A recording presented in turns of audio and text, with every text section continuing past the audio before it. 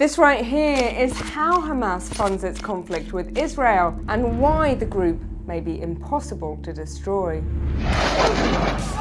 It's 7 months since Hamas attacked Israel, and Benjamin Netanyahu sent troops over the border in response.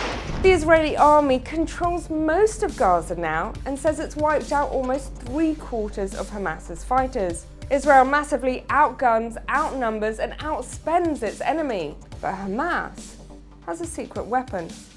I've gone through government documents, intelligence reports, and spoken to financial crime experts to understand Hamas and its shadow network.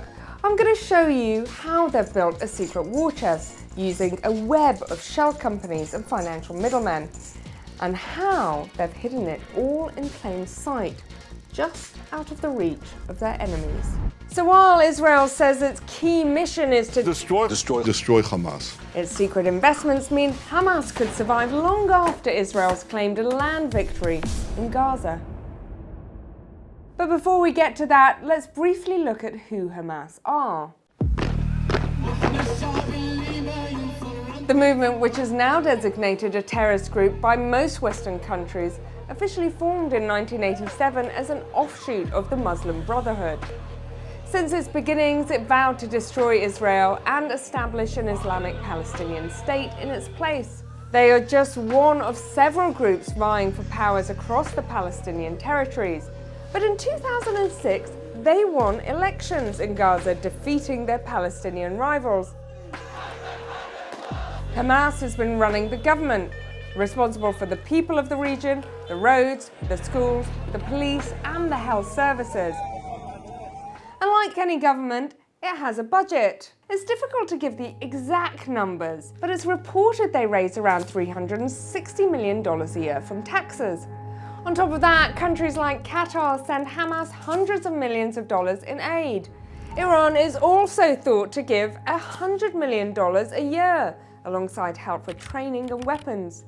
But while Israel relies on massive financial and military support from its allies, Hamas has taken a different approach. It's known as the Hamas Investment Office, a network of ordinary legitimate businesses around the world making very real profits.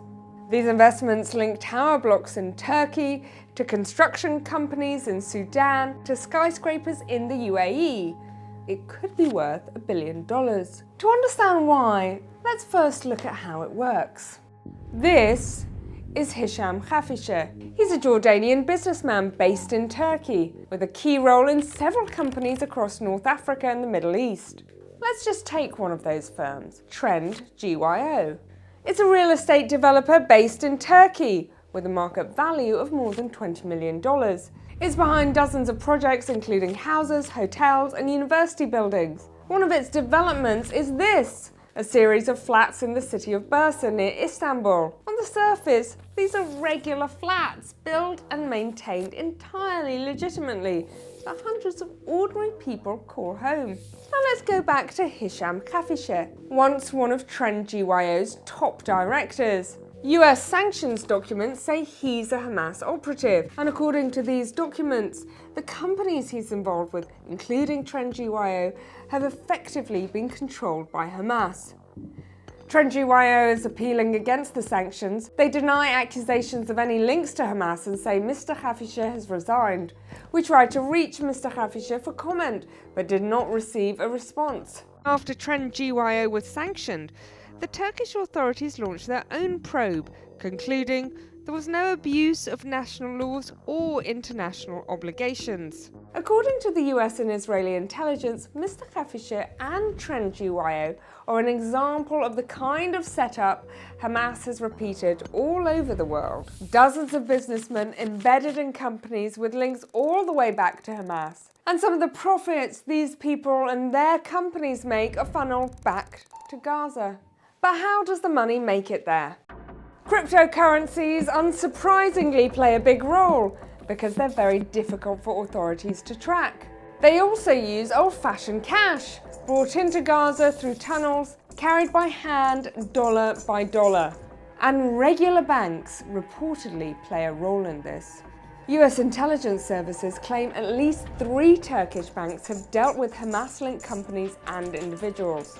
But it's not just Turkey. According to one of the world's leading experts on financial crime, institutions much closer to home almost certainly involved as well. It would be a brave person who suggested that London is not in some way tarnished by finance related to Hamas. Where would you hide your money? Well, you'd hide it in the biggest financial centre in the world. Barclays Bank, headquartered right here in England, has already been forced to take action about one of its accounts linked to Hamas. In a statement to Channel 4 News, the bank said it doesn't tolerate financing terrorist activities. What we can be confident in is that we are doing everything possible to restrict and disrupt those money flows.